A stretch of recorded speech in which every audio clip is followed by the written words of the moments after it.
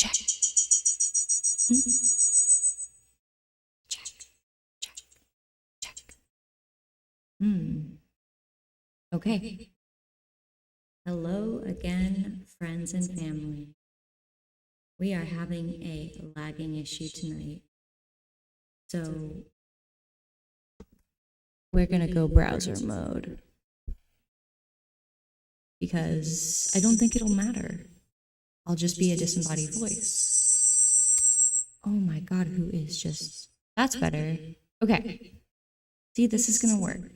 Okay, so I have a couple things that we can do today. Ooh, that sound. Okay, well, thanks for tuning in. Wait, which way do I go to get on the screen? Can you see me? Can you see me now? The lag is so real. I've been cleaning disk cache, whatever is off my computer for a long time. We were supposed to start streaming at 7:30. It is now 12:09 a.m. Okay. So let's get started.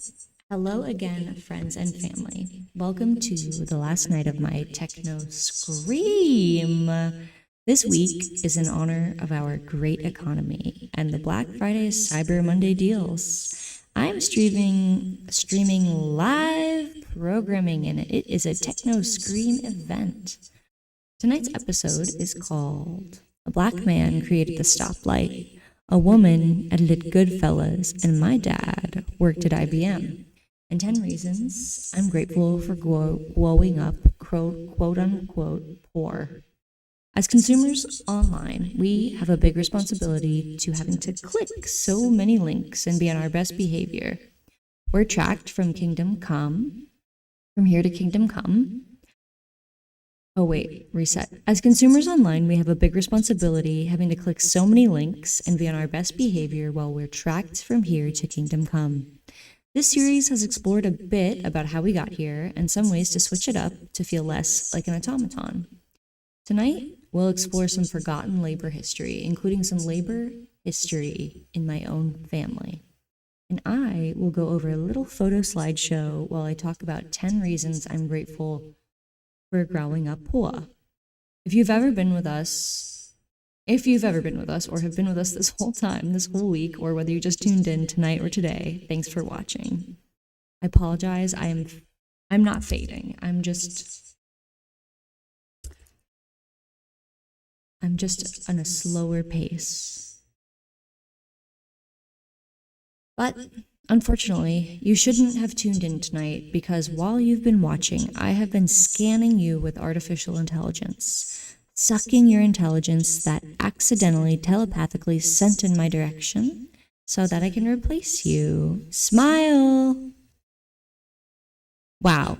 It has been quite the week doing these streams. We talked about the history of poor workhouses and modern advertising, surfed the internet sideways together, and came up with a whole bite-sized, easy-to-do remember dance routine to ward off evil trackers while shopping online. If that's not success, then I don't know what is. Okay, first, I will share some books with you guys. It's gonna lag, but I have to show you the book. Okay, hold on. This happened.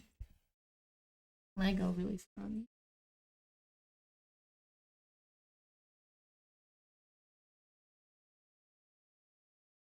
Okay.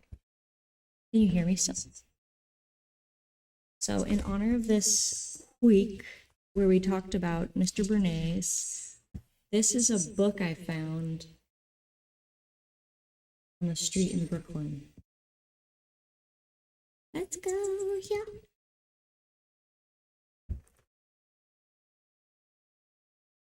It is so on point with what we're talking about, what we talked about, and I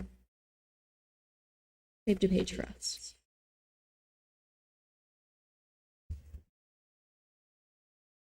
I'm just gonna let it lag, I guess. Is that distracting or is it better? I don't think anyone's in the chat yet, but what's better? I'm gonna say maybe this is better. No, it's not working. When the moon hits your eye like a big pizza pie, that's amore. When your stuff doesn't work and you go anyway, that's amore.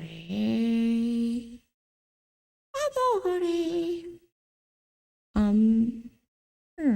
I wonder why that one's not working. Not relevant yet. Okay, this is the book.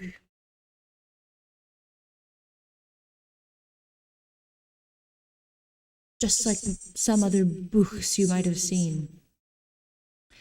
Script. Okay, so I have this creepy book called Consumer. And I will never read this whole book because I feel like it'll suck the life out of me. But parts of it won't kill me.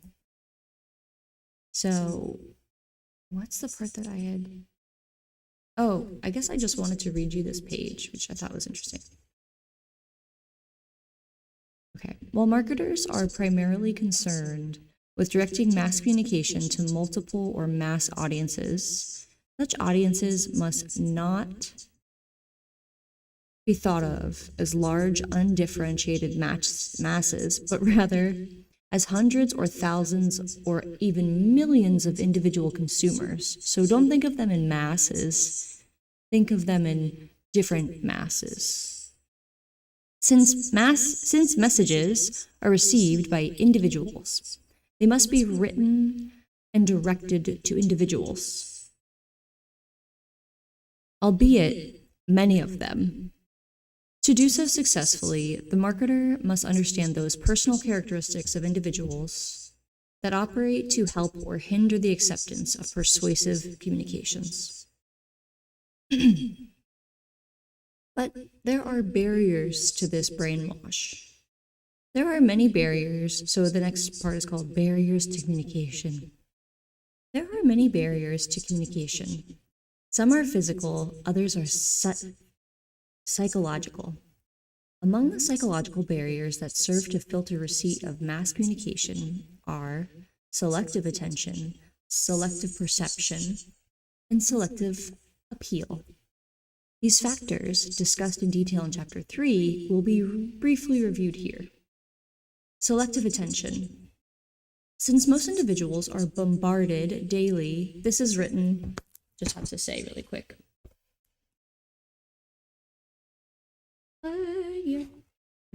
Did you birth my book? Leon and Leslie birthed this book in 1978. It's the year I was born.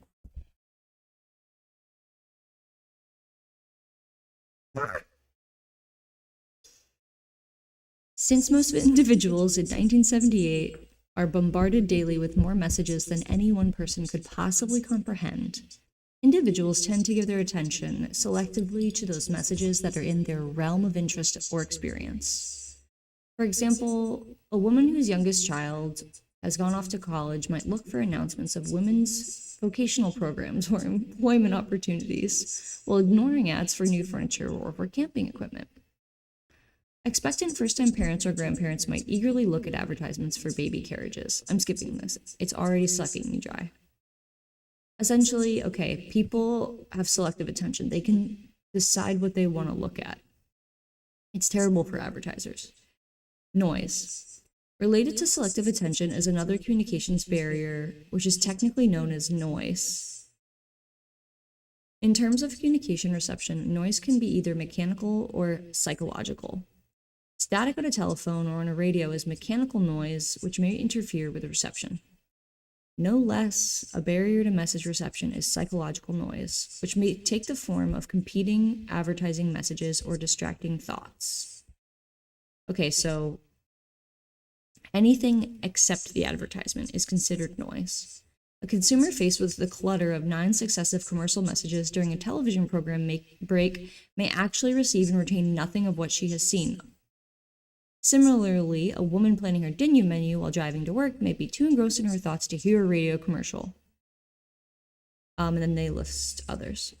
On a more familiar level to all of you, a student daydreaming about his Saturday night date might simply not hear a question directed to him by a professor. He is a victim of noise, as the student who literally cannot hear a question because of hammering in the next room. In all of the instances mentioned, the best way for a sender to overcome noise is to repeat the message several times, much as the sailor does when sending an SOS over and over and over again to make sure it's received.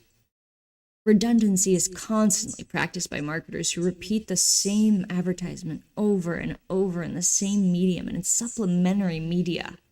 For example, an advertising campaign usually consists of several different commercials and advertisements that featured the same advertising appeals presented in different contexts. Yes, they do. The principle of redundancy is also seen in advertisements that use both illustrations and copy to emphasize the same exact point.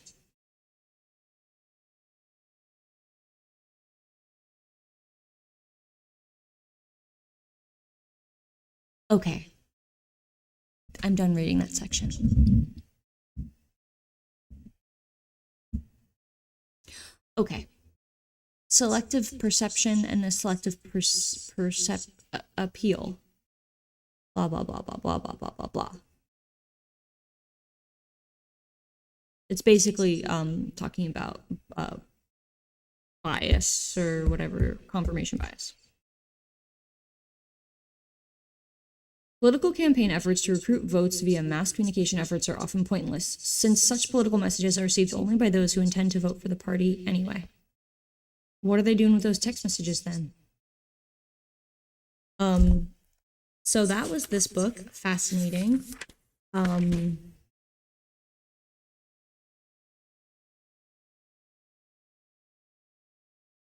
Okay, there's one more paragraph about the mass audience as individual receivers, but the first sentence I read, because they clearly don't want to believe this, is the first sentence I read in the top of the second paragraph. Clearly, all individuals are not unique. They have specific traits or needs shared by many others. A market segmentation strategy enables the experienced marketer to exploit this fact by dividing his total audience into a number of smaller audiences, each of which is homogeneous in relation to some characteristic pertinent to his product.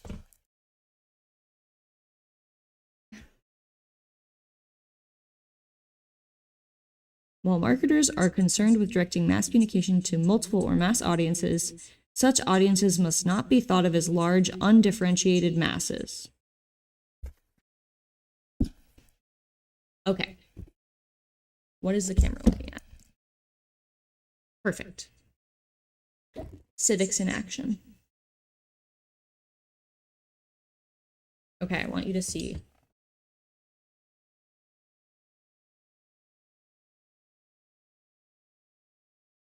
It's terrible. I'm having a hard time holding it. This is an old book. This is a few years older than that book. This is 1969.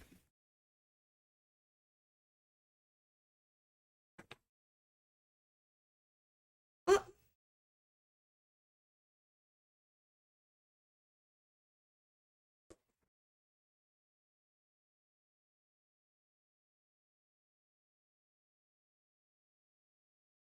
This is the bookmark that I made.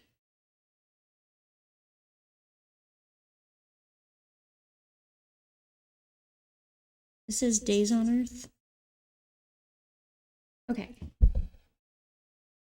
So I opened up to a random page in this book, and I ended up on this page. This was the Declaration, writing the Declaration of Independence. And I wanted to read this out loud.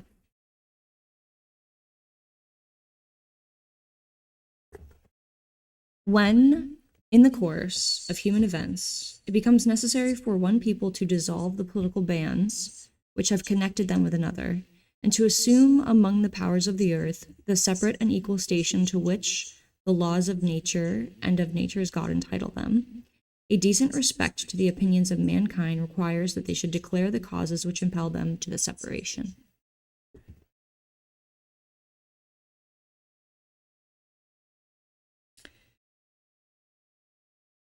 Prudence indeed will dictate that governments long established should not be changed for light and transient causes. And accordingly,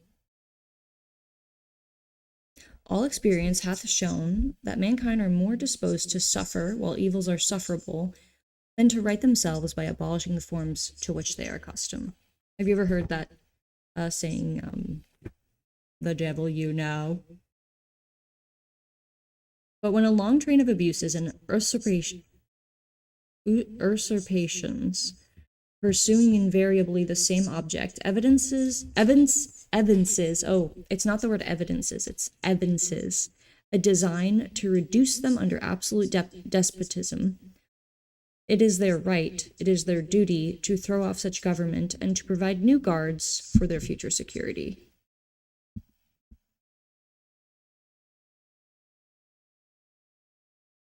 It is a serious step to try to change a government that has been established for a long time, and it is not wise to try it, except for good and lasting reasons. History shows that people do not like to change their government. They would rather put up with a bad one as long as they can stand it. I like that they have like a layman's terms of what they have, what the founders wrote, and then they have a layman's terms. I think this is very on brand with what I covered on Monday.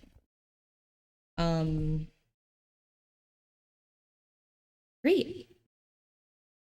Those are my books. Thank you for booking. Did I say anything else? Yes. Speaking of Monday, last Monday, we ended up, and then I think I don't want to lag anymore. Maybe we'll take a break from lagging. Last Monday, we ended with exploring how we turned from commoner to worker to consumer, how we went from industry to investment to information, and how the greedy have pillaged the land, our homes, and enclosed us all to work inside forever.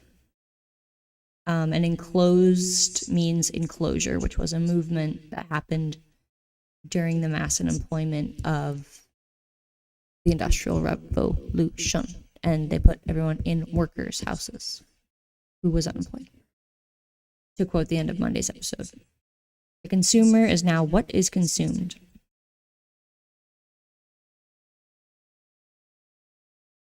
I wrote a rant, but I'm not going to read it.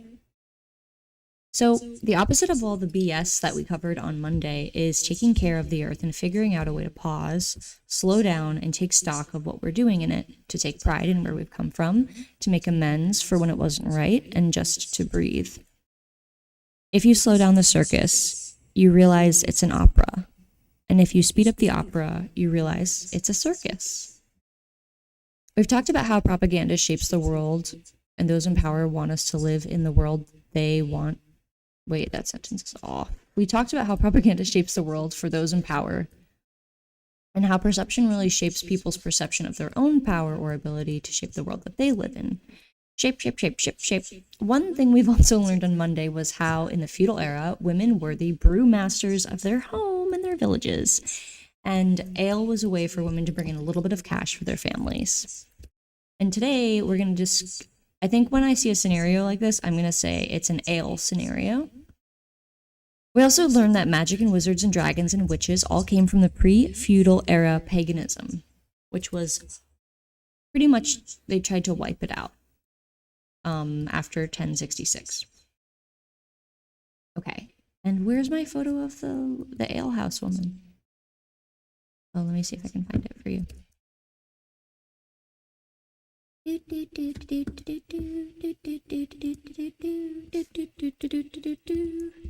Ale woman? How am I gonna find that easily? Ale woman? History? Ale woman. Woman selling ale. Feudal era. Guys, I'm loopy, okay? Oh my god, I was so right. Okay, so I've been... What? This is... I'm not gonna find this photo very easily, am I?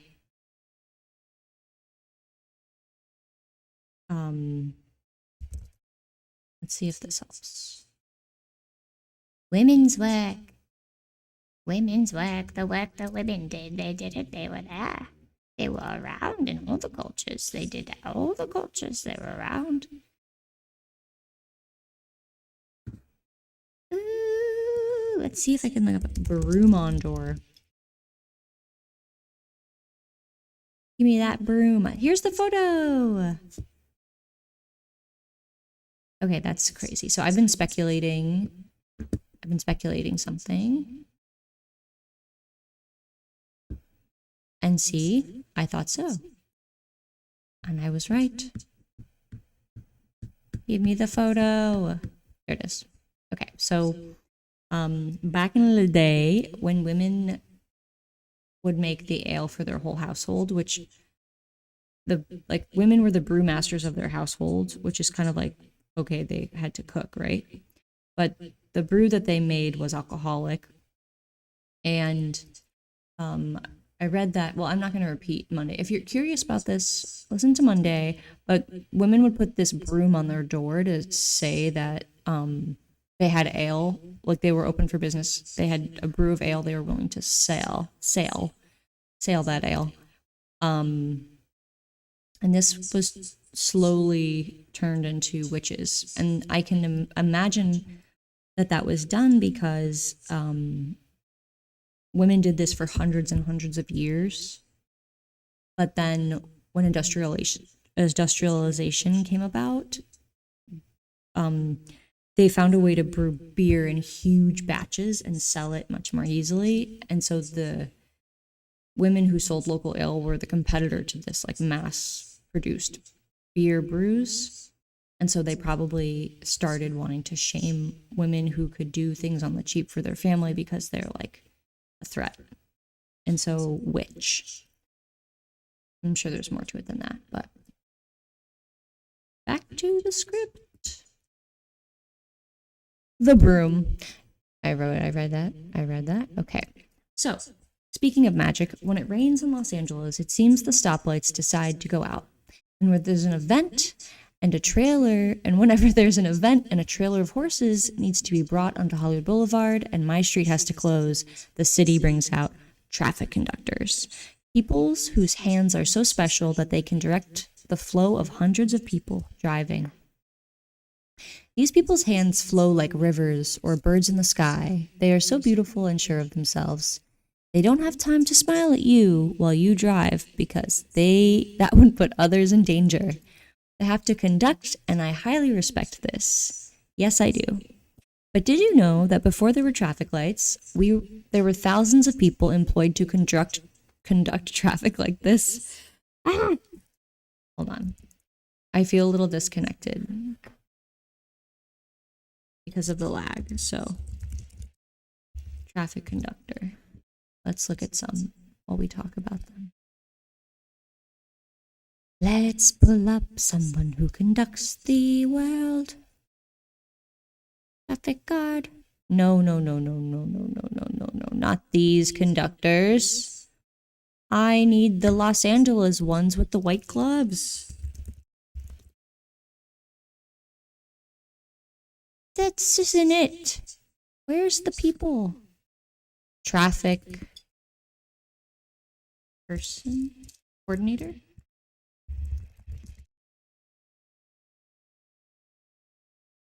Traffic warden. No, that's too serious. All right, we're not going to get what I'm looking for. It's just not going to get, it's not coming up. But did you know that before there were traffic lights, there were thousands of people employed to conduct traffic like this?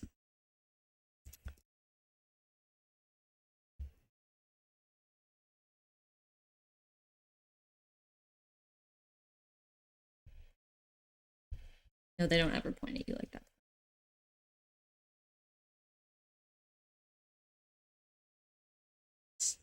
And all the traffic stops and goes whenever they want.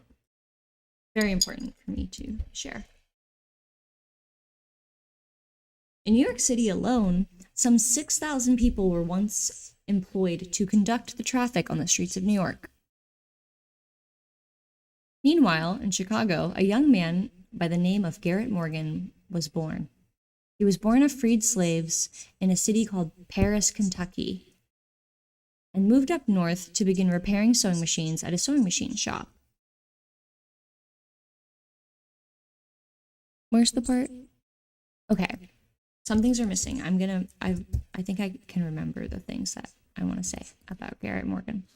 Okay. There, Garrett invented the so he's from Kentucky, but like many children of freed slaves, he was not allowed to finish schooling because he had to enter the workforce. And so he entered the workforce by moving up north to Chicago to begin repairing sewing machines at a sewing machine shop. But he hired a tutor while he worked there to continue his education. So he worked and went to school at the same time. And while working at this sewing machine shop, he discovered an affinity for mechanical engineering. And there at this sewing machine shop, he invented the zigzag attachment for sewing machines, which is sick because that's the part of my new sewing machine that I have been most excited to try out. Garrett later met a Czech immigrant named Marianne Haas, and together they opened up a ladies' clothing store, which in turn was so successful that Garrett was able to buy a car. Garrett was enjoying a high degree of success after deciding to move on from repairing other people's inventions to creating his own, and I was happy for him reading about this because it sounded like a nice story. But life is complicated, and it seems that the city of Chicago did not have 6,000 traffic conductors in New York like New York did at the time, and Garrett witnessed a pretty terrible accident between an automobile and a horse-drawn carriage. And this shook him up, and he decided he wanted to try to find a way to prevent these accidents, so he designed his own stoplight. And that is how we got the stoplight. And that is why, at one point, we replaced thousands of people with magical hands on the streets of New York with stoplights. But we did it for safety, because Garrett thought that this accident was terrible. And I don't remember anyone in school telling me about him, so it felt like another ale brewing moment to me. But I was even more taken aback that I discovered that Garrett is also responsible for the creation of the smoke hood, which is a breathing device that helps people go into burning buildings. And he made this smoke hood prior to inventing the stoplight. I'm going to show you a drawing. That's just him. There he is. There's his drawing. This is a drawing of the smoke hood. It's a businessman's smoke hood. And you can see that a lot of his expertise from working with clothing and fabrics and materials looks like it made its way into making these smoke hoods, which from what I understand had a moist sponge in them and would suck up the smoke while leaving free oxygen. So I just thought that that was really cool. And when you look at the drawings, I already said that. But Garrett had a hard time getting people to trust his invention, that he had to have a white actor friend pretend to be the inventor outside at demonstrations. And this is from Wikipedia. He would demonstrate the device by building a noxious fire fueled by tar, sulfur, formaldehyde, and manure inside an enclosed tent. Disguised as Big Chief Mason, he would enter the tent full of black smoke and would remain there for 20 minutes before emerging unharmed. That's how he proved to people on the street that his invention worked. That is a very noxious fume. Formaldehyde and manure. He finally got people to really buy into the hood when one night he was roused from bed and tasked with saving the lives of all these men who were stuck under a tunnel works explosion in Cleveland. Garrett was the third person to come out and try to save these men, and the last two parties had gotten trapped down there with the other guys. So Garrett, with his brother behind him, used his hood, and they were able to save 9 men from dying that night. But the newspapers did not even write about Garrett when they reported about the event. They only wrote about his hood. It was like an omission Garrett. And then I have to show you the articles in this wiki. Wiki. Can you see the browser? Can you see? Nope. No, you cannot see it. Here we go. Oh.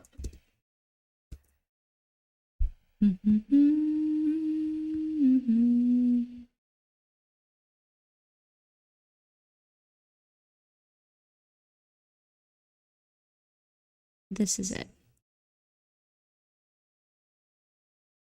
What?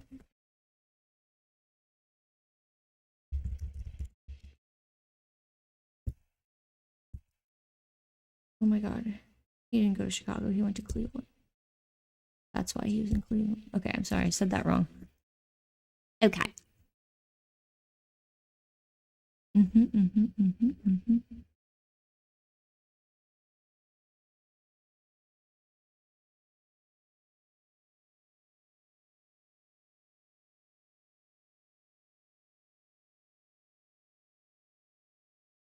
What?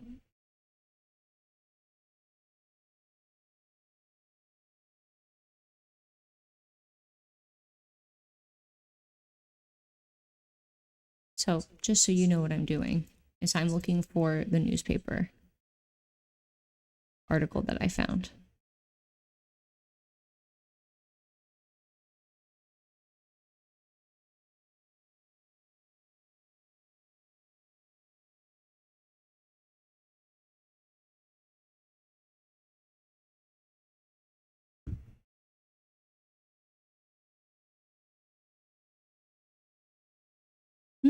How did I find that earlier? Well, I don't have to prove it to you. They didn't include him. Yep. Can you believe it? So they only wrote about his hood. Okay?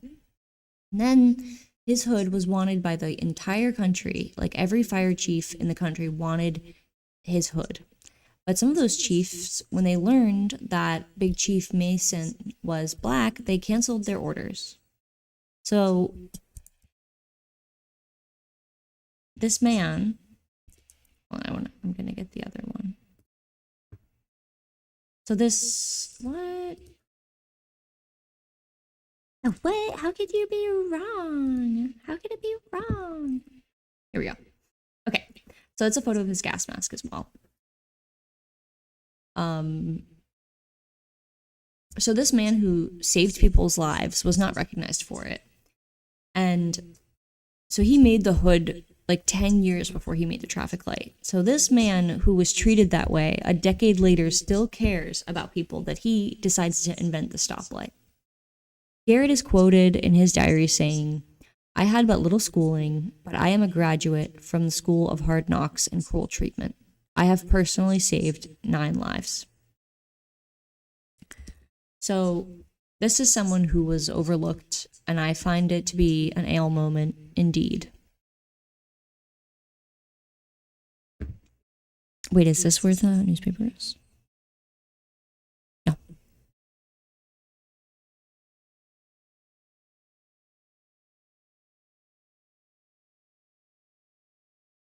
Yes, but just so you can look into him a little more if you'd like. So I was doing my surfing sideways internet style in yesterday's stream, and I went to the previous innovator because I was like, who is it going to be on this PBS thing? It's like the exact opposite person.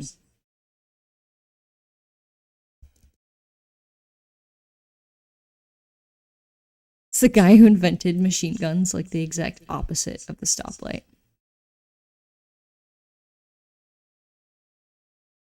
Anyway. Okay, so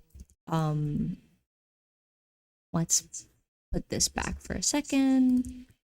There was something else I wanted to say. Oh, and a weird link I found between Garrett and myself is that his safety hood invention was on an episode of this show called The Mysteries at the Museum, which is a show I did art department on a few times, and it was like the most fun show to work on because it was very low budget and everything was like super last minute in DIY. And you didn't totally, I was a day player, so I like never knew what was happening. And so like sometimes I was making like bloody footsteps for Lizzie Borden, and other times you're making like a creepy library. It was a great show, and I could have easily worked on an episode about him. So, oh yes,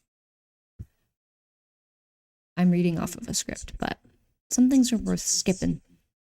Okay, so then I looked at other African American inventors, and I found Valerie Thomas because she has my name, my first name. And she is the inventor of the illusion transmitter, for which she received a patent in 1980. She was responsible for developing the digital media formats that image processing systems used in the early years of NASA's Landsat program, and she remained at NASA for her whole career. I think it's interesting that these two people who may not have gotten all of the opportunities that they should have throughout their lifetimes both made objects that have to do with seeing and illusions and sharing information even out into outer space. But what I thought was really cool about the stoplight, if I can go back, was that the stoplight is a type of, let's go.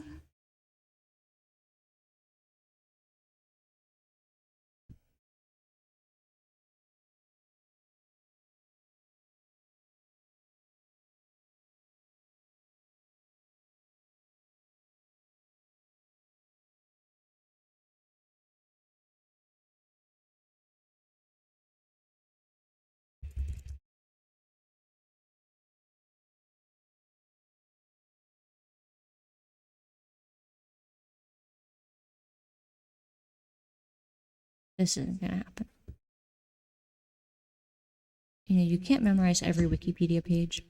Okay, anyway, the stoplight is a type of ancient, it comes from an ancient signaling that started with flags and became lights and became lighthouses. And these people were lights that we should know about. And I wanted to say that the transmitter seems like some kind of Star Trek technology, and now I would like to see Valerie in a cameo of Star Trek Next Gen, because I think she would be so cool. Yeah, but she worked at NASA her whole life. And, well, this topic I did not surf on too long because I started research just as I found this, but I wanted to start looking into women in STEM after I found Valerie. But this Reddit thread kind of did all the work I need to do. So this is in Change My View, and it says the fact that women were some of the earliest programmers. That's something that's been like going around lately. I wanted to explore what that meant. And so this guy explored it for me, and he basically like dunked on every single figure. It's like, she's not good, blah, blah, blah. The truth is, the jobs these female programmers had back in the day are nothing like what we have. Programming as a discipline has evolved far beyond then, and is now much more abstract and structured than it ever was before. But the Reddit commenters, like, destroy this person. And then this person, like, just goes back and, like, this person says, I get paid to program. An idiot can do it. In fact, I'm an idiot and I do it. Everyone I've ever worked with is an idiot. And if any of them ever designed a bridge, I would only cross it if I knew that I wanted to die in the dumbest way possible. Programming languages and environments have never been as easy and simple as they are today, and that's a fact. And then she says, just every time. There's one down here that I thought was very good. Oh, while it is true that many played a role, the reality is that they largely did not do anything substantial mathematically or technical thinking that defines programming today. I think you have seriously overestimated the mathematical and technical thinking involved in programming today. Most programming involves no substantial mathematics and very little technical thinking. It's just implementing interfaces and business logic. Everything many programmers do is dictated to them by engineers, scientists, and PMs who are doing the actual substantive work of designing systems, algorithms, models, and interfaces. And then this connects to Valerie, because the issue is that some people think that empowerment will come from valorizing the past. Nope. People are pretty clear on the fact that Ada Lovelace was denied opportunities and that the NASA mathematicians were basically barred from achieving their full potential by their race. You mentioned that Grace Hopper's position wasn't open to most women at the time, and I imagine just about everybody thinks you're right. Instead, the argument goes something like this. Back in the day, where women were disadvantaged in academia and employment, some of them still managed to do cool and important things in the field of computer programming. Don't be intimidated to pursue a career in STEM, little girls. In short, the significance of historical women in computer programming is to lay out a precedent.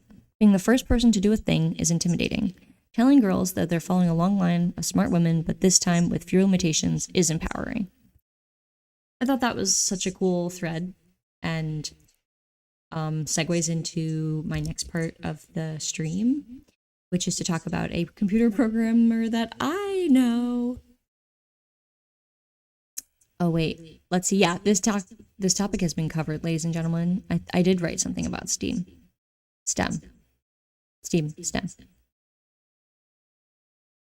Do you know what's kind of like STEM? Wait, that shouldn't come back to this. Yes, okay. Let's see. What's next here?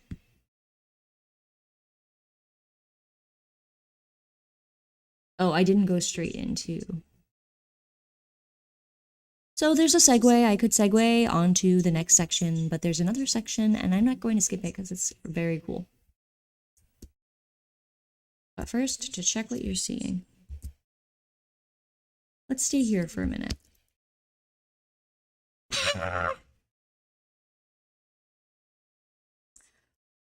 Woo! You know what is kind of like STEM sometimes? Making films and movies. The people who typically make up the crew on set and in post-production are highly skilled, highly trained people who also get to flex their creative muscles.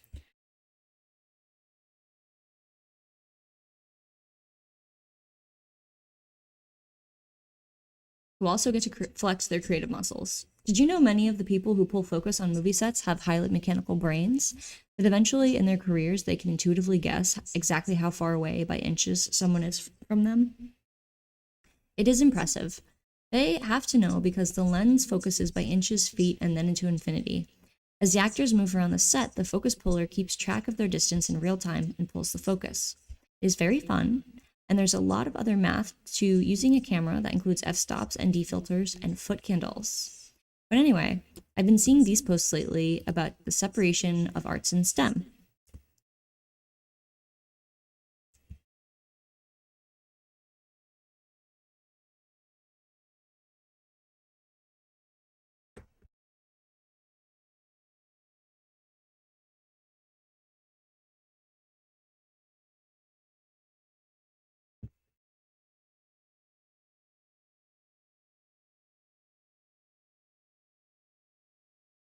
So my computer, obviously if it's lagging, doesn't want to play a video, but it says they divide the arts and humanities from math and science, that you can never imagine technology free from war and empire. And then this hand is like gliding across and it makes this like beautiful sound, but that's not gonna happen right now, so that's okay. Oh, but I just closed the browser in general. Open the sesame. Yay. Okay, so what are you looking at? What are you looking at? There we go. They're beautiful. Okay? And that's why these studios, by the way, are so interested in ruining it. I guess they need another frontier, perhaps. But I want them to know that they can't ruin it because of the spirit and heart and love for the moving image. You creeping on me. But anyway, Another highly specialized task to come out of the movie industry is film editing and film editors, and the whole onslaught of people who make up the post departments. Film editing is highly technical, yet the moving of images in time to recreate moments that feel like reality, playing itself out in front of you to remain creative. And no two people edit film the same way. Film was originally edited on long strips that had to be cut up and assembled.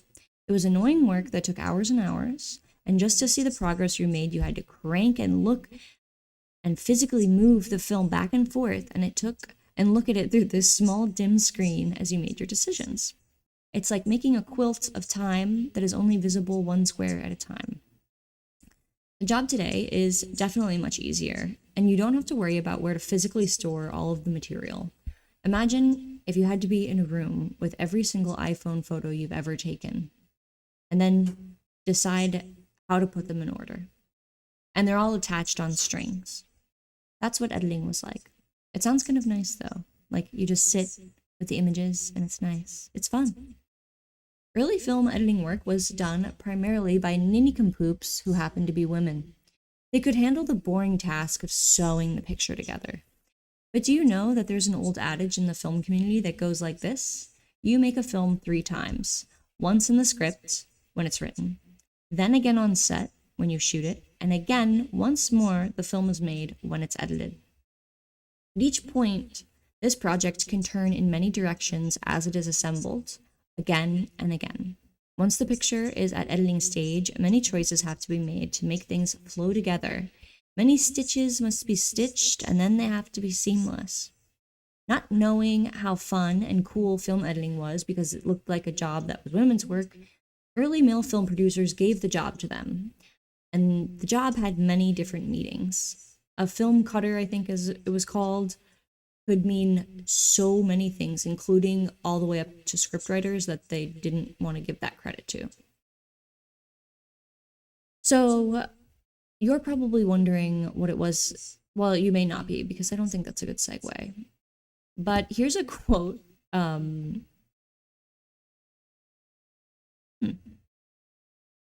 You're probably wondering what it was that knocked women out of editing pictures. It was the addition of sound to movies.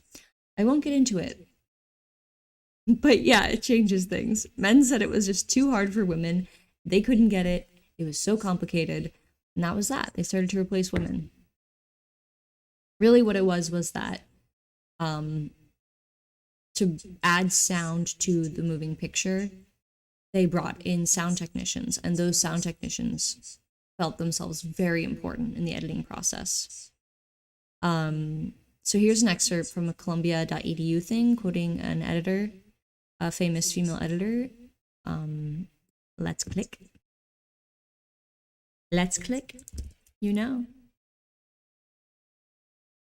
If you click, you can love it. Boop.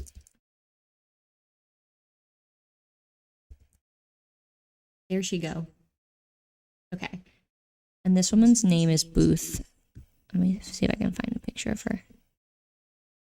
There she blows. Margaret Booth. Okay.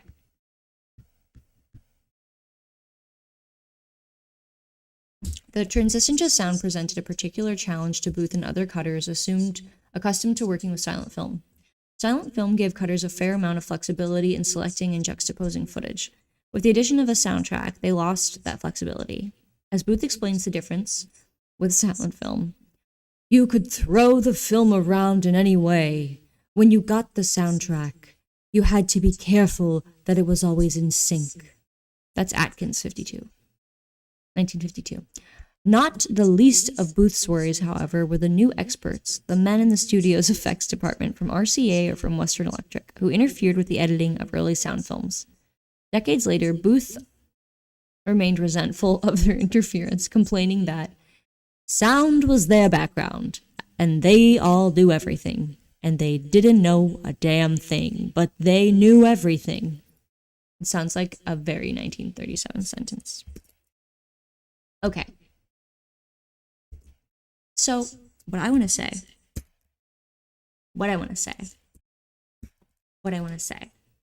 is that a woman still edited Goodfellas, and her name was Thelma Schoonmaker. But since we were talking about old last names on Monday, we're going to look up the pronunciation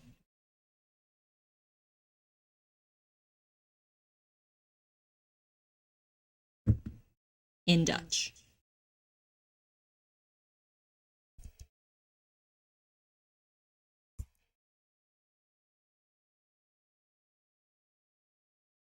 Getting translation. I don't know if you're going to hear this. Schoonmaker. Schoonmaker. Schoonmaker. Edited Goodfellas. Schoonmaker. Edited the movie. Schoonmaker. Danke. I don't know how to say thank you in Dutch. Danke. Danke.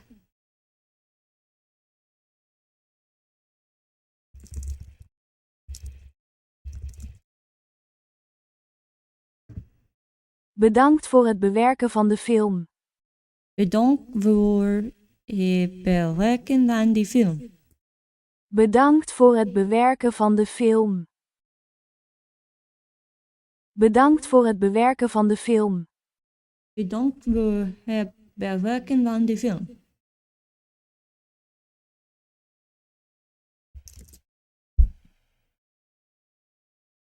Geweldig. Geweldig. Hey, zei het. Geweldig. Geweldig. Geweldig. Geweldig.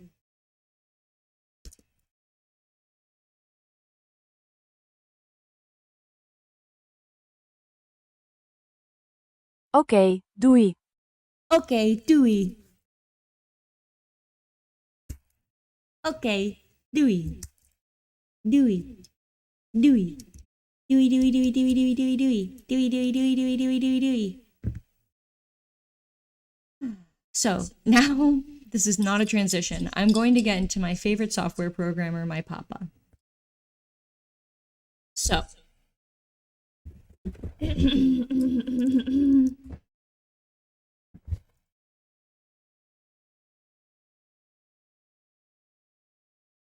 What did those workhouses from Monday evolve to?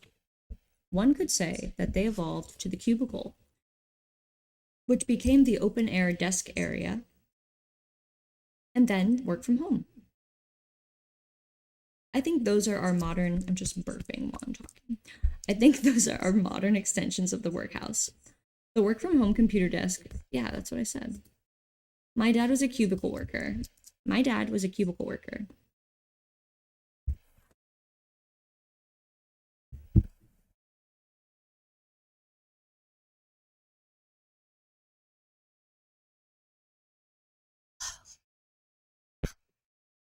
Is it working? My dad was a cubicle worker, and the whole time he worked in a cubicle, I wondered what the F he was doing in there. I remember I went to bring your kids to work day with him once, and I just remember flashes of gray, men's work shoes, the corners of cubicle walls, and like rolling chairs just emptily rolling about. And I don't even remember seeing any technology there. My dad was a cubicle engineer. Oh my god, I just wrote cubicle engineer, and that's kind of right. He was a software engineer, but growing up, I didn't really know what that meant, so I told everyone he was a mathematician. I was really proud of that, and always wondered when he had been knighted a mathematician. Something I still don't know if that's a real thing or something I made up after hearing about wizards. Speaking of mixing STEM with the arts, magic. But no, my dad worked for IBM, International Bullshit Machine Corporation. Lucky for him. IBM was an early adopter of being crappy to your employees, laying off mass types of people and predatory hiring and firing practices for anyone in the aging part of their workforce. They are also a predatory company that buys all the tiny fish, thus absorbing its workforce and giving F all about what happens to them or their children. So with that being said, enter my dad, Ronnie Earl, a new IBM employee via purchase of a company called Mercator. My daddy, Ronnie, was a young man from the sticks of Alabama who put himself through trade schools on good grades and ended up being able to go to college, which meant his quality of life improved greatly. Before me, my dad was the only person to go to college on either side of my family. My white bread Irish red hair family, or my dark eyes black hair Italian family. On all sides of my family, people struggled with work, but all of them seemed to have tried to do what they thought was going to bring them income if they just kept following some of those rules and the opinions that you get when you're told to become an adult in life and stop sucking. My dad was once a young man who I am sure wanted many things for himself and for his future. The last time I saw him, he was dying and confused about what he should do with his life, unable to understand that he would soon be on to the next. I say this not with a disdain for him, but with a bit of disdain for the situations which turned my father into a hungry ghost. There are so many young men, just like my dad now, who are going into something practical through technical schools or doing a vocation because they think they should. Training based on knowledge of whispers of the future written in billionaire tech dad blogs. Right now, those blogs say that all service work will become unrenderable in the next decade. To get a job in oil engineering or analyst data AI front-end schism mechanism loading. And yes, for my dad becoming an engineer, it worked out for a short while. He started off by learning circuit boards, that turned into building them, that turned into being able to go to college, and then becoming a software engineer. But I will cut the story short for a bit of time. My dad worked really hard to become a computer programmer and finally got to be one, and by the time he actually got to make some money in life, he was already slowly being exited out of the workforce by a company that bought his company and started to cycle through generations of people who trained to do that work like it was candy. Fresh blood. He was able to make a great income for maybe 5 years before everything started tumbling down around him. And during that tumbling time, he was not alone. He lost his job right during the 2008 financial crisis as IBM was doing mass layoffs of tons of engineers in Florida simultaneously. So I just want to pause here because I know I also have to tell you about my dad's flaws. Because this isn't a pity story, I'm just giving you some background. And what I'm going to say now matters later when I go into my top 10 reasons. So my dad made some horrible financial decisions, and they affected my mom and my sister and I, including not jumping ship from IBM when there were obvious signs to, and moving my family out to this insane place in Florida called Palm Beach County because he wanted a bigger and better house that we could barely afford.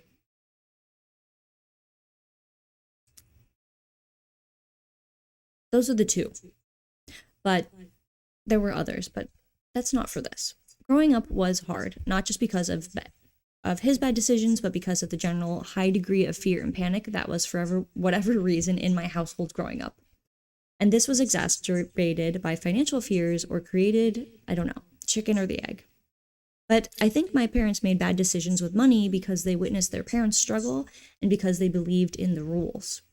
What I notice is that following the rules in society can get you into the mud quick if you're not already privileged.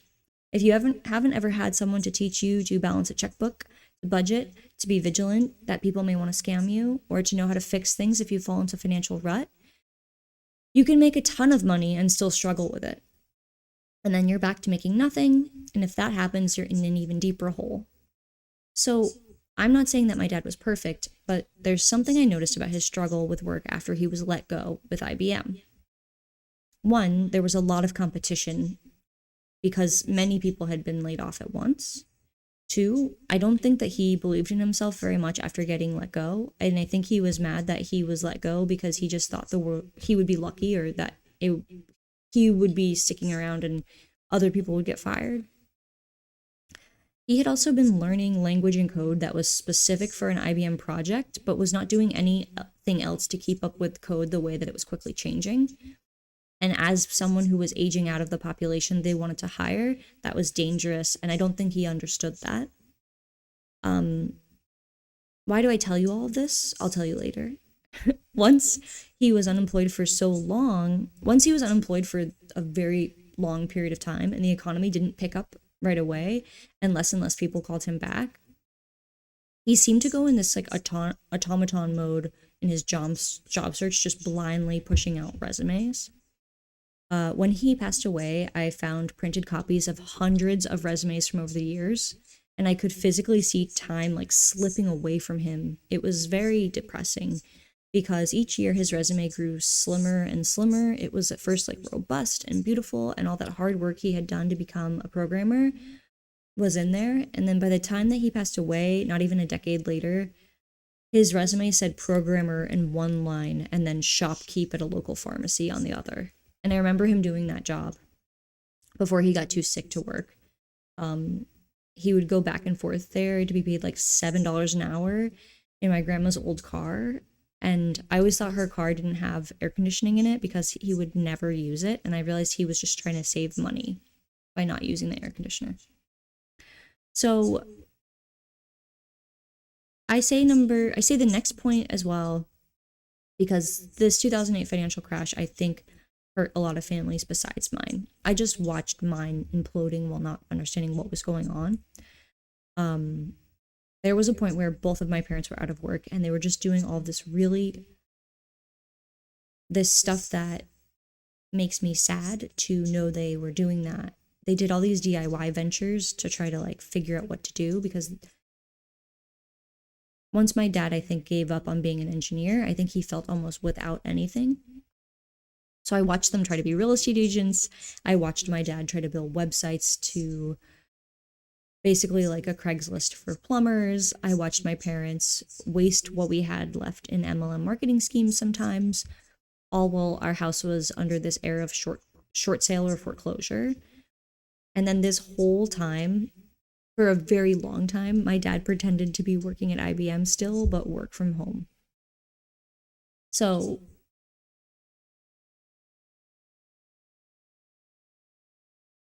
that's what I noticed from this. Oh, my computer's really going up on the script. So my dad had a lot of great ideas and no follow through on them. And I think he never had an example of what follow through looks like, because from what I heard, his father's nickname was called the Chain Breaker. And that was because he like hit his kids so badly. So I'm exceptionally lucky to have had the dad that I did, if it is true that he came from that, because he had some strange Southern tendencies, but they didn't equal chain breaker. And I imagine that my ancestors on that side might have ended up in Alabama as indentured servants who might have been kicked out the way that people were sent to colonies, like we were reading about on Monday, because the way that he describes life as a child is uncanny. And I can only imagine that if they had been here for a very long time, they must have been in a very bad place. And I don't mean to insult anyone from my family when I say this. And there's probably people who know way more about that history than I do. I'm kind of estranged from it, but I notice a pain. And I do think a lot of these pains come from the fact that it's like that Puritan workhouse mindset, just that like I felt that my dad's generation of workers, and even workers since him, and I'm sure before him, are vulnerable to deception from companies, but also from this like deep rooted shame that we all carry about work in general. And from this experience with IBM, I really disrespect worker-company relationships, because this isn't how we should be treating each other in general. For a long time, I blamed my dad and my parents for what they were going through, but I know that in my heart that this is not something that they were alone in. Then I read about the workhouses that we talked about, and I think about shame and really look at my dad and his very religious roots and the way he put pressure on himself and didn't seem to know how to express any feelings but putting on a smile for everyone. And I think like F you to anyone who wants to put other people down so they can benefit. And I think these Orwellian messages and these indoctrinations, the way we have to submit to LinkedIn for jobs over and over again and keep perfecting cover letters, and we are so void of the human connection when it comes to work. And I think it wears on you, it wears on me, it wears on the soul, it wears on the next generation's soul, and it's just not the kind of world that I want to live in. I think my dad's brain like broke from doing his job as a software engineer. I think it was such a soulless job. It's like something cracked inside of him and he couldn't go on from that point because it's like what he was building toward.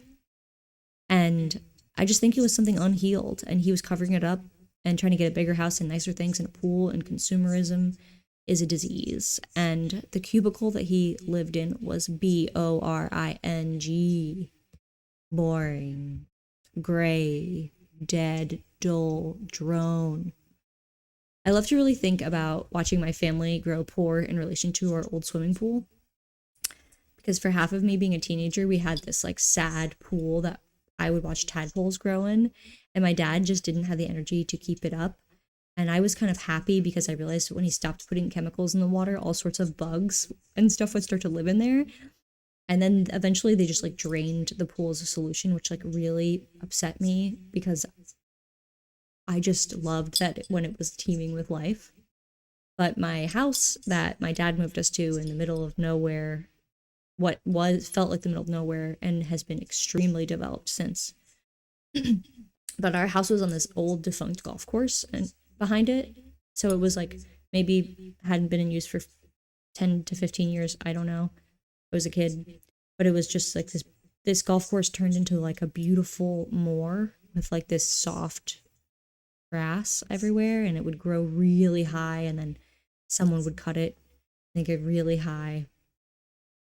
And I don't know many people who grew up right in front of something like that if they were also in the suburbs. So I felt like I had my own moor. And this whole techno scream that I've been doing is, I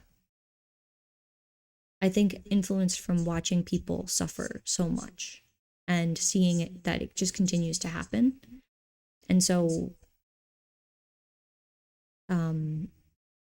I want to do a list of 10 things that I'm grateful for having grown up poor, which I think there's varying degrees of what poor is.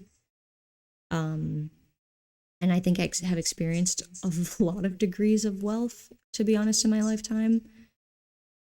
But that time and times that I have experienced have always, I try to find the silver lining. And so to be grateful for Thanksgiving, if one wants to celebrate Thanksgiving, I will present you with mine. So let's stop and be a little grateful for lower financial vibrations, restrictions, or things that weren't great growing up in a lower income household. And mine are very personal because I'm not trying to be generic about this. It's already been generalized what people's experiences, so I'll just share mine.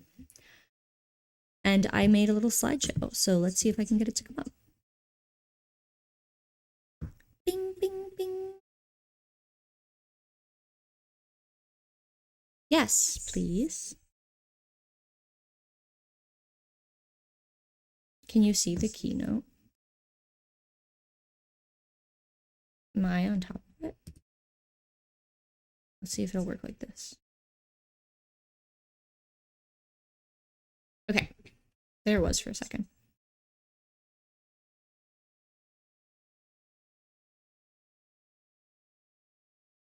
Okay, so let's see how good I can control this. It's going to be a little challenging. I worked at Domino's as a teenager, where I met a lot of characters and people who were super different from me. And I won't get into too much detail about them, but there were way old people. There was an architect from Venezuela, a school teacher who worked at Domino's at night to make ends meet, a trio of lesbian women, one which had a beautiful singing voice and told me that cheese was gold. And working at Domino's was also where I started to understand worker relationship to the people who own the company versus the people who manage it for them. So this is the outside of Domino's, what you might see when you go inside. But it's...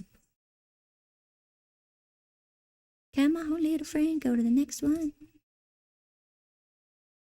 This is from behind the counter, and that's what I saw as a teenager. Oh, I'm gonna have to work with this. If I press stop, it will. And now it's frozen. Oh, back it up. Okay, I just have to be more patient.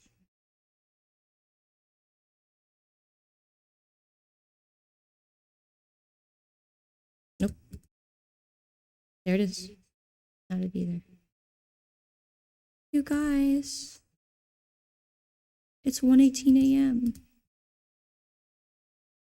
And I'm gonna finish this. Okay, there she goes. That's the inside of Domino's, what I saw as a teenager. So while working there, I learned about the CEO disdain for employees. One time I heard an interview while I was working at Domino's from the Domino's CEO and founder talking about the genius of Domino's was that the employees were completely replaceable. Any idiot could do any of the jobs. And I was so insulted by this because I had been working my butt off to work at these Domino's, and I worked at multiple locations as the like cheery front person. And the fact that he said I was completely replaceable made me feel extremely used. And I'm gonna go. I hope the next ones come. This is gonna really mess up all my... I did all these like moving GIFs for you guys, and it's not gonna let me show them to you. Let me take a second before I keep going to see if I can get this to work. Why not? I'm here with this far.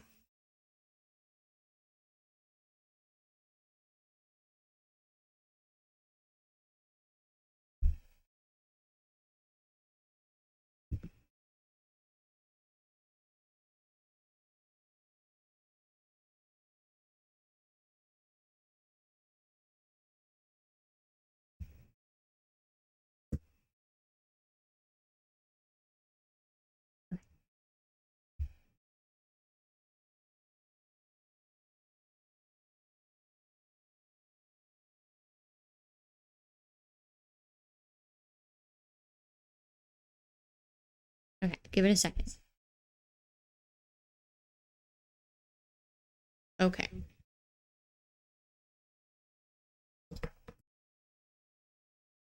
No one said that streaming was easy. They said it's really hard. And if you don't know how to use your encoder, then things won't be breezy at all, yeah. Won't be breezy at all, yeah. And it's a tough world out there for the streamer. And the dreamer who streams to dream. And the dreamer who streams to dream all of the dreams. And the streamer dreams away. Beautiful.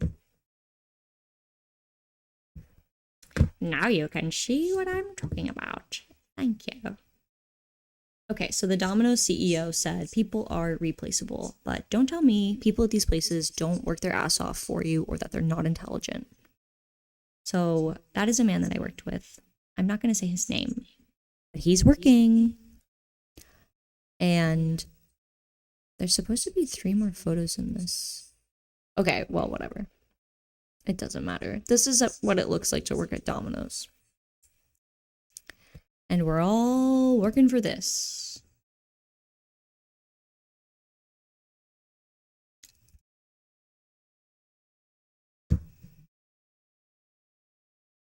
So that was my number one, what I'm grateful for. That I not only met a bunch of people at Domino's who I never would have met at high school, and that I learned a little bit about worker relationships.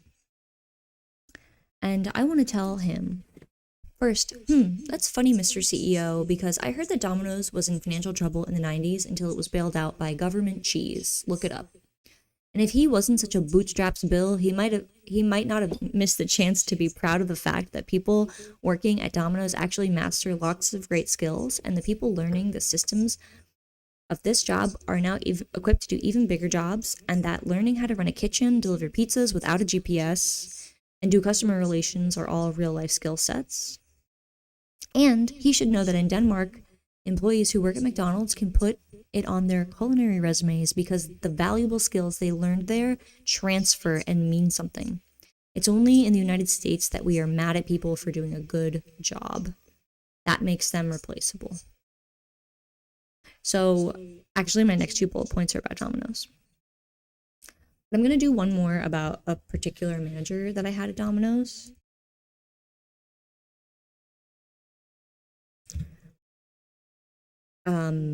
Because he was one of the first adults who told me that you can get the hospital to forgive medical bills and that if you have no ability to pay. He was a cancer survivor. And that was just some real life advice that he gave me. And then he also told me that I didn't have to give my paycheck to my parents, that children should not work to make money for their parents, which was kind of a big deal for him to pull me aside and say, because I'd kind of gotten into my head that that's something I was supposed to be doing. And then I said it out loud, and I guess he heard me, and he like pulled me aside, and he was like, "That is not okay." And I was like, "Okay, thank you." But the next thing and the third thing from Domino's that I think was the most valuable was making a friend at work. I was already friends. This person got me the job, but I had a friend at Domino's and we had so much fun together. Let's just see. Okay, yeah, you can see that beautiful pizza. Some of my things got deleted, but whatever. This is my friend. We would have so much fun at Domino's. Okay? And growing up in the place that I grew up was,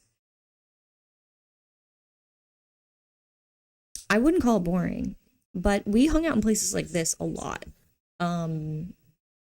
It was just like where you could be if you didn't want to be at home. And we didn't really want to be at home, but we were pretty happy about it. So we would spend a lot of time urban exploring, and just sometimes we would go to Domino's when we had time and just mess around. I don't know. I've always been like this, just messing around in public spaces that are not public. But yeah, it was a whirlwind. I don't think this is going to work. And, we may have been 2 kids who had to work at Domino's their whole high school careers, but we always dreamed of getting out of Domino's. And my friend and I always had a lot of fun together. Oh, it's getting cut off. My friend and I always had a ton of fun together because it wasn't about what we had monetarily or that we had to work several hours after school. It was just the fact that life was freeing. And you can do whatever you want when you're a kid sometimes. It feels great. So on to the next point. Number 4, I am grateful for my dad's sad tadpole pool. While it may not have been the midlife crisis gift to our family he wanted it to be, it was where I learned that I like cinematography and gave me many at-home field trips to discover nature. Which brings me to number 6, lock and key, freedom for me. I was kind of a latchkey kid. But I hate saying that term a lot. I really don't like that term. So, but that latchkey kid came from when mother started working also, and so no one was home for kids, so when they got home from school, so they had a key, which made them a latchkey kid. My computer's freezing. But yes, I was highly unsupervised growing up. Oh my god, what are you doing? I was highly unsupervised growing up, and sometimes I feel bad about it because it means a bunch of stuff and didn't get the experience that maybe somebody else got, or didn't get taken to some kind of sports practice or this and that. But what it did mean was that I kind of got to go to the Montessori school of life because I got to really focus on my own interests and what that meant to me, and I didn't really have a parent pressuring me one way or the other to go in a certain direction. And for a long time, until I got to high school and started realizing the outside world wants to tell you who you are too, I just had a tremendous amount of freedom and fun, and I felt like very in tune with life. So um, I don't think I'd get to know myself unless I had got to spend all that time alone as a child or self-directed. So number 6. But really, I reordered these. So number 5. Number 5 is ghost towns. Oh, and I wanted to show you. So where we moved was like, it's very developed now. But when we lived there, there were all these like huge acres and acres and acres of community development, and my friends and I would just be in backyards doing whatever we wanted and imagining away. Just our imaginations were on fire. But something that happened during the 2008 financial crash was wait, did you not see any of that? My friends and I would do whatever we wanted. Our brains were on fire. Okay. These are just 2 kids from my high school. But back to the script. Number 5 is ghost towns, because my dad wasn't the only knucklehead dumb enough to financially strap himself with the allure of bigger and better. I got to explore what was literally becoming a ghost town around me with my high school friends. Empty home after empty home started popping up, and this was before security cameras were everywhere. You could usually tell when a home was going from on the market to vacant and busted in, and once a house had been busted in, or if it looked like no one had been in there forever, we would go in and take a peek. And this kind of opened my eyes to housing in the United States, to homelessness, because where did all the people go? Some of them had to up and leave everything. And this is one vacant house that I explored with people I made movies in. I was in constantly. There were a couple of vacant houses that I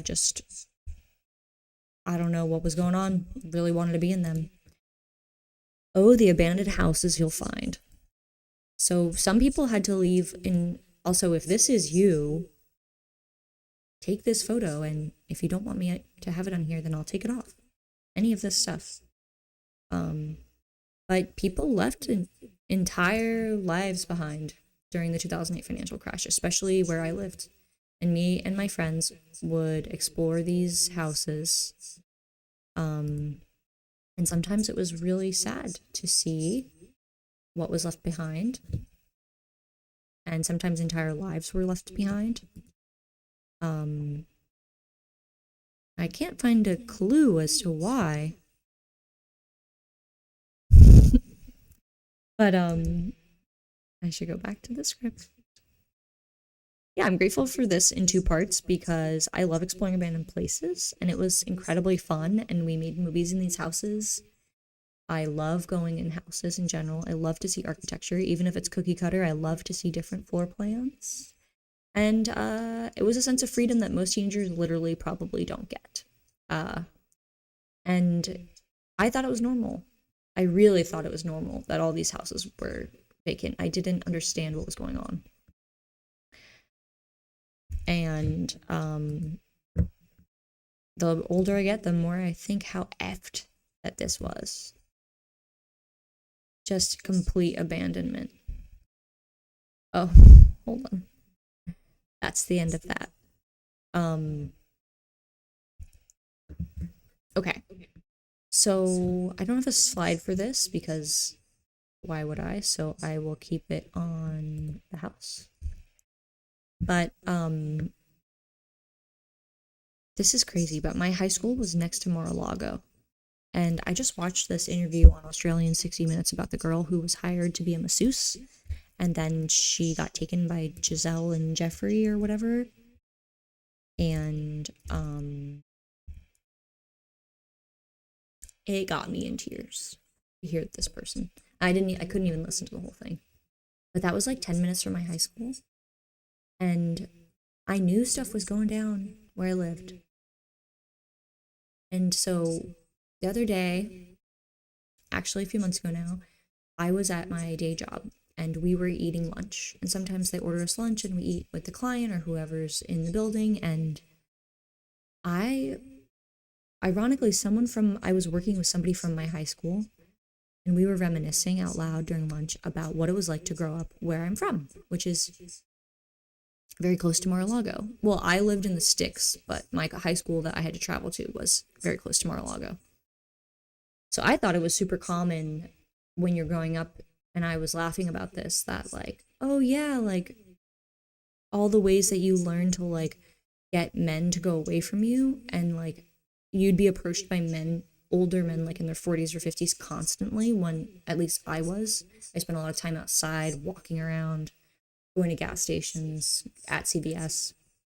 But there were constantly guys like trying to get us to get in their vans. One time this guy followed me for a really long time, telling me he had like 10 white dogs on the beach, and if I wanted to go to his beach house with him, and that it's not that far away, and I would really love it. And basically, I was very good at warding these people off. I either could do two things. I could polite them away from me, or I could be scowling and mean enough that they would kind of ignore me.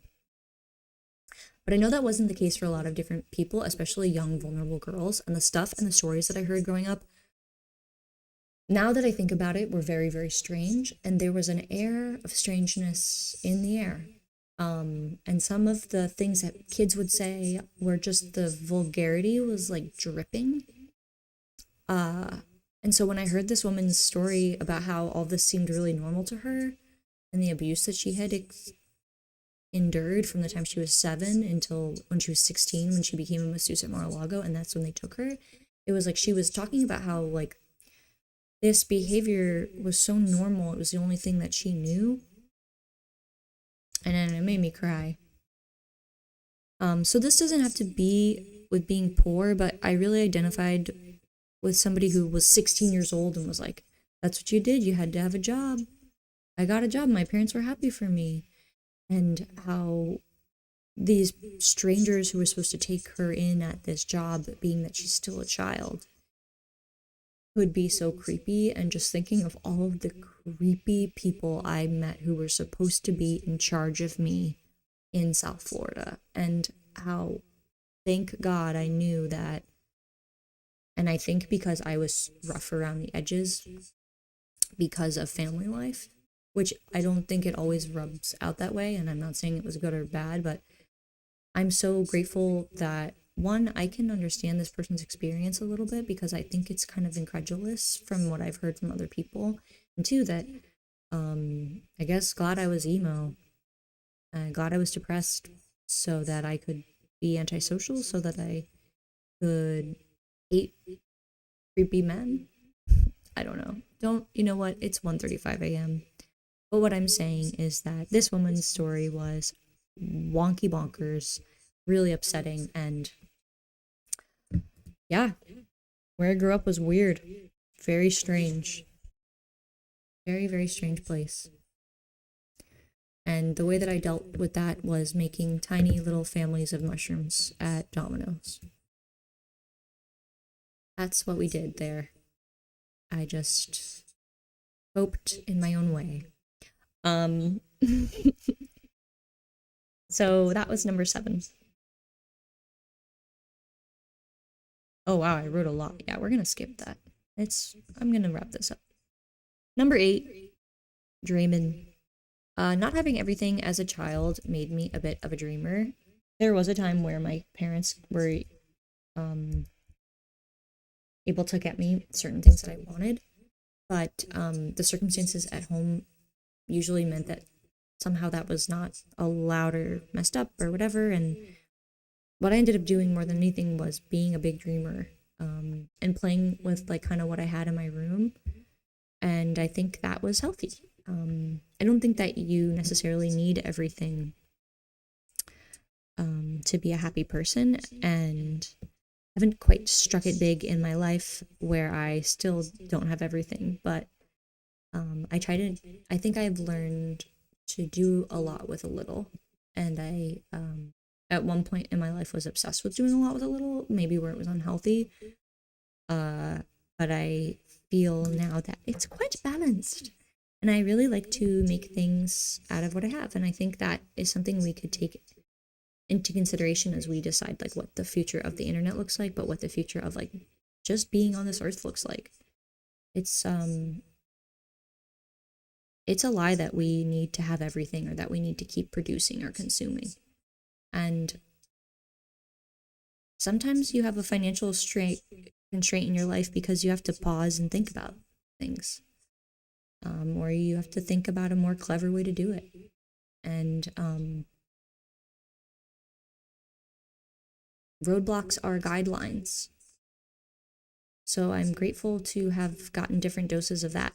And I want to say also, even though I'm saying like, oh, I'm using the word poor, one, I don't really feel that that's accurate. I think I had a lot of help growing up.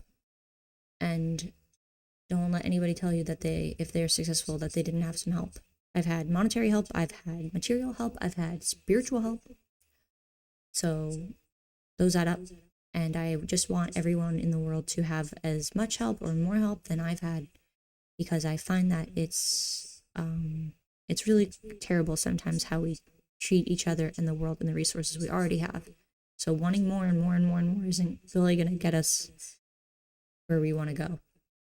It's just a sickness. And it just makes us into hungry ghosts. So I would much rather have had my dreams than had everything as a kid. Number 9, I'm grateful for the teachers I had in my public school, especially that it was in Florida. And I just want everyone to know that 15 years ago, Florida had incredibly good public schools, especially in South Florida when it was still blue. I'm not saying anything political about that. I'm just saying that there was a push at that time for school to be God excellent. And I got lucky. I would not have had much of a chance in life if it weren't for my teachers. I love each and every one of them, even if we didn't get along or they didn't get me or I didn't get them. Just appreciate them, and I see the effort that they put in. Going to public school instead of private school was very enlightening for me. Now in Florida, they're trying to get rid of public education and replace it with a charter system, but that's a scam. So I guess I'm thankful that my family stopped making enough money that they didn't send me to Catholic school like my sister, because I would have just died in there. I would have not made it. I would have self-imploded. Instead, I got to go to a public art school eventually where my teachers taught us about social rings of our city planning, and we watched Good Night and Good Luck and learned about Maslow's hierarchy of needs. I went to a high school that Burt Reynolds also went to, and now ironically I live 10 minutes from where he's buried. I have a beautiful video that I want to share with you that I took at Hollywood Forever, but I will not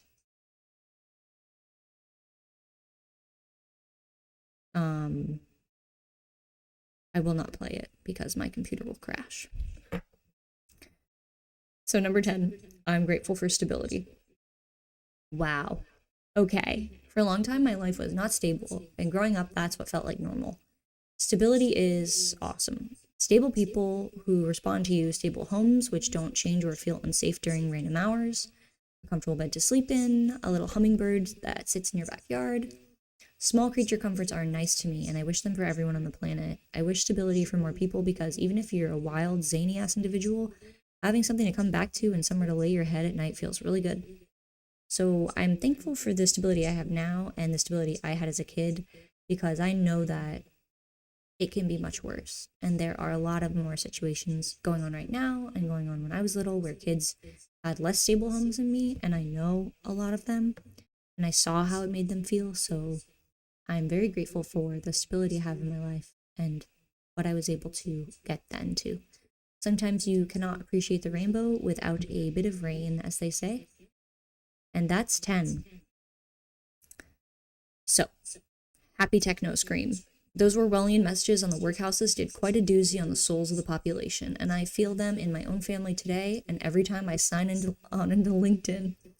I had so much more I wanted to explore during this week, but you know what? More fodder for next time. I've done my best to explore labor and technology this week, so I will leave you with this meme I found about CVS.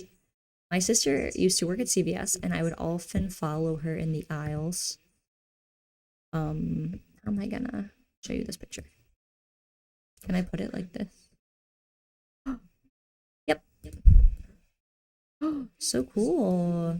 A Risey tarnished e-prescription has been filled. Oh, is ready for pickup. I filled in the blanks.